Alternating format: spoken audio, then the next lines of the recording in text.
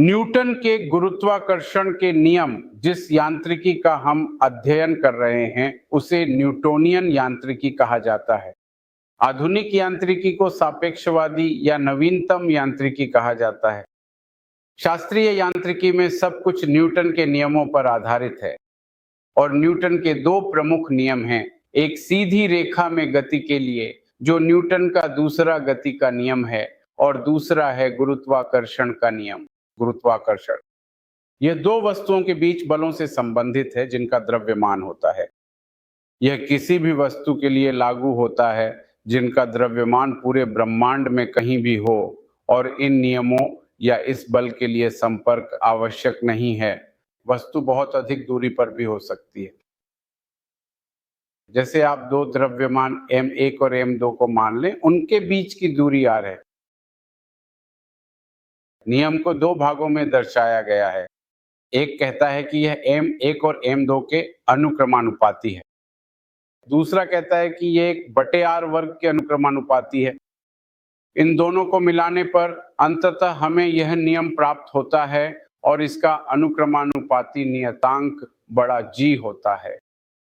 इसे सार्वत्रिक गुरुत्वाकर्षण नियतांक कहा जाता है।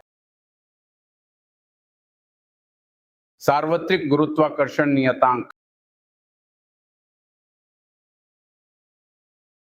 इसका मान बहुत छोटा होता है।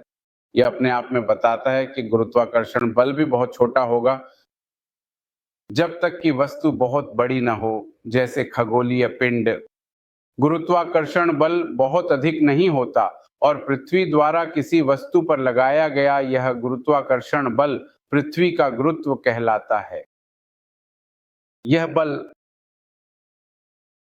सबसे पहले आपको जानना चाहिए कि यह सार्वत्रिक नियतांक है। इसे सार्वत्रिक इसलिए कहा जाता है क्योंकि इस पर किसी भी कारक जैसे दबाव, तापमान, स्थान, ऊंचाई आदि का कोई प्रभाव नहीं पड़ता। फिर इस बल की कुछ बहुत विशिष्ट विशेषताएं होती हैं, जैसे यह उनके बीच मौजूद वस्तु पर निर्भर नहीं करता। दोनों वस्तुओं के बीच कौन सा माध्यम है यह मायने नहीं रखता, यानी यह बल दूसरे पर वैसे ही लागू होगा चाहे यहाँ बीच में तीसरा ब्लॉक रखा जाए या नहीं। इसके अलावा यह बल हमेशा दोनों द्वारा एक दूसरे पर समान रूप से लगाया जाता है। यह बल हमेशा उनके बीच की रेखा के साथ साथ ही लगता है।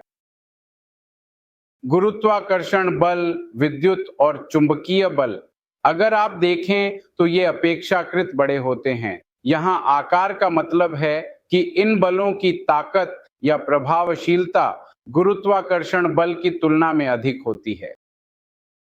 कैवेंडिश ने टॉर्शन बैलेंस विधि का उपयोग करके गुरुत्वाकर्षण नियतांक की गणना में मदद की और उन्होंने कैपिटल G का मान प्राप्त किया।